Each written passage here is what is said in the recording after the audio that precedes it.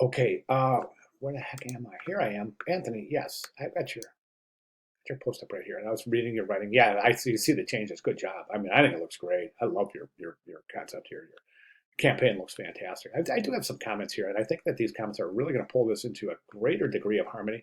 And I think you're going to be really super satisfied once you execute these recommendations that I have. Okay, let's talk about, let me see. Let's go back to the banner, I mean the magazine. Let's talk about that. So you've got some reconfigurations here, and you know what? I don't see a JPEG, but I'm going to have to scroll like this because I can't fit the whole thing in the window. And with no PDF or JPEG, it's going to be difficult. Okay, so sorry, the scrolling is going to give you a headache. Sorry about that. But anyway, so a couple of things. I think we're off balance here.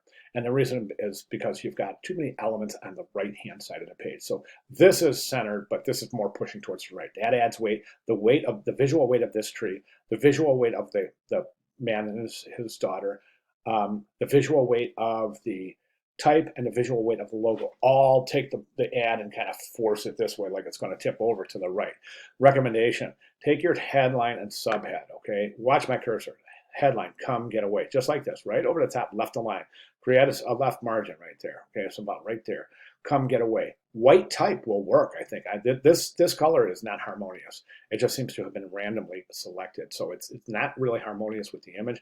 I think that either a white color will be. You know, if you want to really be consistent, what you could do is come in here and sample a color out of that white part of the rock and use that for your type. That would be really harmonious. Very good, a good way to establish visual harmony in the mix of type and image. Okay, so come get away, and then right underneath that left align a relaxing new resort experience. Okay, and that whole configuration should be about this size right here. Okay, then follow that left margin, take this type and bring it over and align it to that left margin. Okay, then what you can do is leave the man and his daughter and the logo over here, but we're redistributing some weight by pushing it to the left side of the composition, thereby pulling it into balance. The address contact information is not visible, so you try to make that more visible. I would think that the purple type would work there. Now we're looking at the bleed, right? And we're also looking, here's the bleed line, right? Here's the document uh, size right here, and the red line indicates a bleed. So if we take a look at the document size itself, we can see the logo is pressed right up against there, and that's dangerous. You don't want to do that. You want to establish a little padding there, like you've done over here, right? And then also this type right here resides right on that page edge too, so that's too close. All right, let's take a look at the, oh, by the way, let's take a look. I see that you've added this long shadow, and that's really interesting. It's a cool technique. But unfortunately, it's counterintuitive to the light source in the image itself. Now I'm looking at this image, and we're seeing the light source is either over here or over on this side, and we can see that by the shadows. It's hard to tell which shadow is being cast from which tree.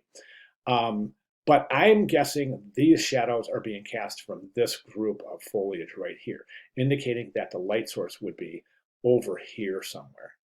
That said, this is indicating a light source of over here. So we've got conflicting light sources. You might consider addressing that shadow. Okay, let's go ahead and take a look. Great adaptation. This is nice work. Very nice work. Again, here's your left alignment. That's what I'm talking about. That's beautiful right there.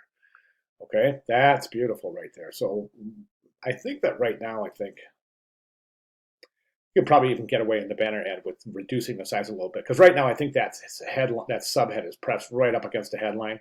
It's actually even touching. You want to get a little space in between there, and then a little space between that subhead and the tagline. Get that tagline, move the whole thing over. Let's establish a nice left margin there, and then follow suit with that left margin with the address. Again, logo is pressed right up against that document side. So always remember to give yourself a little padding.